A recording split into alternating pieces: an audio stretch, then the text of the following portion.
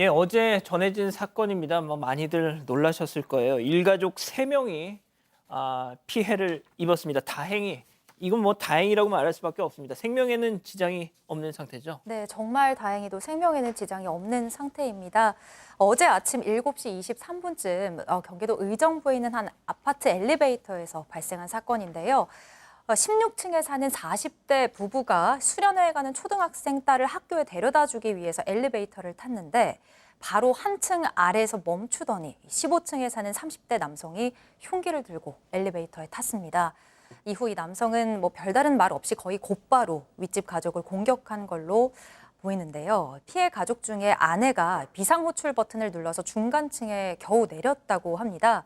그리고 이 내린 층에서 심상치 않은 바깥 소리를 듣고 밖으로 나온 주민이 부상당한 아내와 딸을 급하게 자신의 집으로 대피를 시켰고요. 119에 신고도 했습니다. 남편은 계단으로 도망치면서 경찰에 도움을 요청했다고 합니다. 앞서 말씀드린 것처럼 다행히 일가족 모두 생명에는 지장이 없는 상태인데요.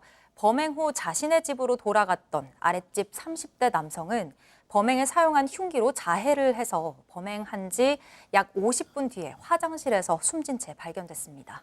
예, 들으신 것처럼 피의자는 사망했습니다. 하마터면 일가족 모두 변을 당할 뻔했는데 비상벨을 눌러서 탈출한 덕분에 그리고 또 문을 열어준 이웃 덕분에 목숨을 건질 수 있었습니다. 자, 모녀를 피신시켜줬던 그 입주민이 목격했던 당시 상황 어땠을까요? 직접 들어보시죠.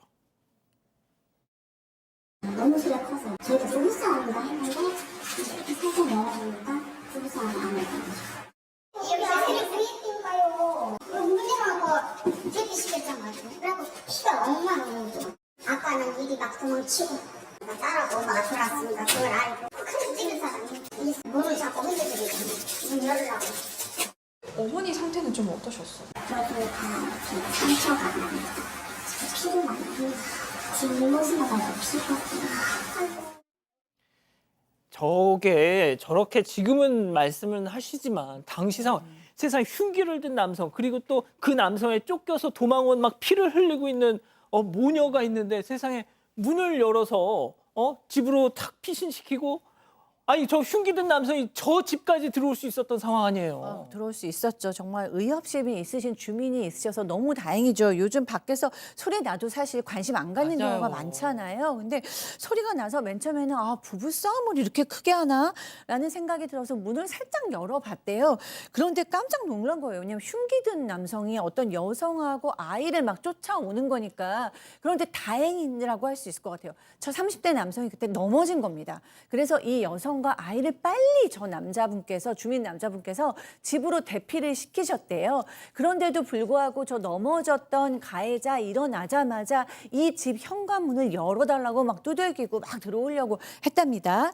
그때 남편은 계단으로 도망을 가면서 신고를 했대요. 그런데 이 윗집 아내께서는 목이나 팔에도 이 상처를 많이 입으셔가지고 피를 많이 흘렸다고 합니다. 그래서 바닥에 막 혈흔이 있었대요. 정말 다행인 것은 초등학교 아이는 다치지 않았다고 합니다. 아유.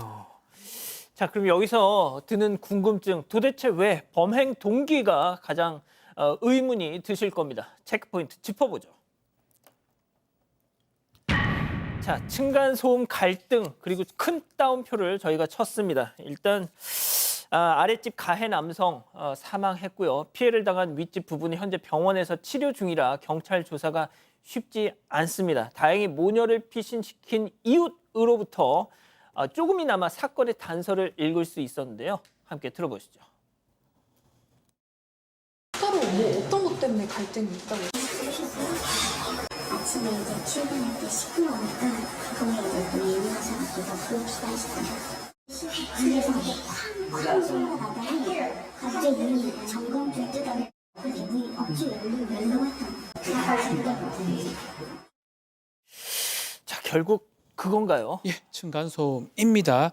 자, 모녀를 피신시킨 이웃이 현관문 밖에서 남성의 목소리를 들었다고 합니다. 죽인다, 죽어, 죽어! 이런 얘기 했다고 하고요.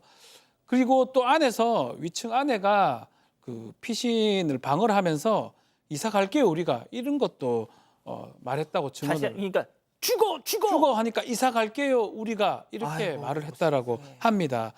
그래서 왜 이러냐 나중에 좀 피신을 갔을 때 물어보니까 가해자는 15층이다. 이사 올 때부터 층간소음 갈등이 좀 있었다고 말을 들었다고 합니다. 아마 층간소음 갈등이 있었고요. 아마 어제 아침에 소란스럽다고 느꼈는지 이 30대 남성이 흉기 같은 것들을 챙겨가지고 윗집 가족들을 기다렸던 것 같습니다. 엘리베이터에서 기다리다가 범행을 한 것으로 추정되는 상황입니다.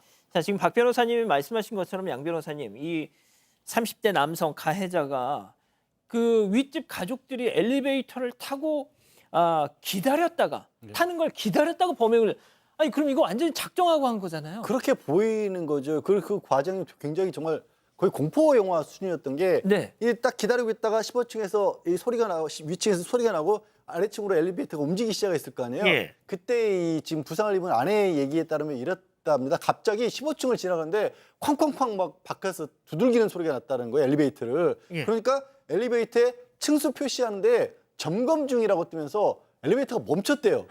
그 상황에서 그 엘리베이터 문을 억지로 열고 저 남성이 흉기를 들고 들어온 겁니다. 엘리베이터 안으로. 강제로 세우고 예. 그리고 강제로 문을 열고 들어온 거예요. 거기서부터 벌써 공포였는데 또 저 남성이 들어오고 나니까 엘리베이터가 다시 움직이기 시작했는데 거의 동시에 흉기로 이 가족들을 공격을 하기 시작하는 겁니다.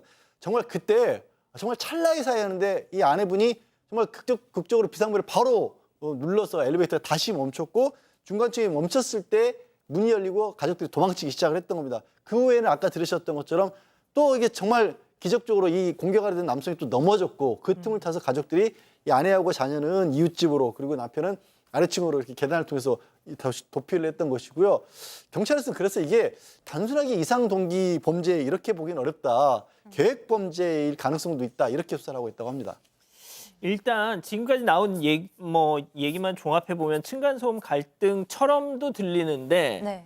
자, 경찰은 꼭 그것만은 아닐 수도 있다 이렇게 판단한다면서요? 네, 맞습니다. 경찰이 파악한 바에 따르면 가해자인 30대 남성 혼자 살았고 따로 직업이 없었던 걸로 보이는데요.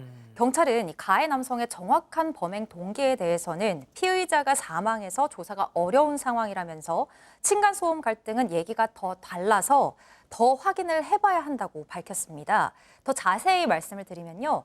층간소음이 있었던 걸로 보이기는 하지만 정작 관리사무소나 경찰의 민원이나 신고가 들어온 기록이 없고 주변의 진술도 다르기 때문에 확인이 필요하다는 건데요. 실제로 저희 JTBC 취재에 따르면 가해 남성의 아래층에 살고 있는 이웃들이 오히려 15층, 그러니까 가해 남성이 살던 층이죠. 오히려 15층에서 소음이 발생하기도 했다. 이런 이야기를 하기도 했습니다. 자, 한편 경찰은 무엇보다 치료 중인 피해자들을 조사를 더 해야 정확한 사건에 대한 윤곽이 드러날 거라면서 숨진 피의자를 부검해 음주, 약물 복용 여부를 확인하기로 했고 피의자의 집이 최근 법원 임의 경매에 넘어간 사실이 확인돼서 경제적인 어려움이 범죄에 영향을 미쳤는지 그 여부도 조사 중이라고 밝혔습니다. 자, 그런데 이제 참 모르겠습니다. 이게 뭐 층간소음 문제 때문이다라고만 딱 해버리면 어떻게 보면 피해자에게도 뭐 일부 또 사람들은 탓을 할 수가 있기 때문에 저희도 이거 참 조심스럽습니다. 네, 뭐 사실 지금 가해자가 사망한 상태이기 때문에 정확한 이유를 좀 알 수가 없는 상황이기 때문에요. 자칫 잘못하면 또 피해자가 또 이중의 고통을 받을 수도 있잖아요. 근데 주변 주민들이 지금 뭐라고 얘기를 하고 있냐면은 어디서 들려오는지 모르겠는데 쿵쿵쿵 소리가 너무 자주 들리고 그리고 이제 개인들끼리 뭐 싸우고 이런 걸 넘어서서 관리사무소에서 얘기를 하면 관리사무소에서 적극적으로 대처를 하지 않고 미흡한 대처 때문에 계속 방송만 아파트에서 매일매일 방송을 주변 사람들에게 층간소음으로 괴롭힘을 주지 맙시다 이런 방송만 한다라는 거예요. 그러니까 곧 이게 사실은 이 전체적으로 구조적인 문제일 수도 있다라는 것을 시사하고 있습니다. 예, 진짜 언제쯤 이렇게 층간소음 뭐 혹은 다른 비슷한 일로 인한 이런 사건 사고를 전해드리지 않는 때가 올까요?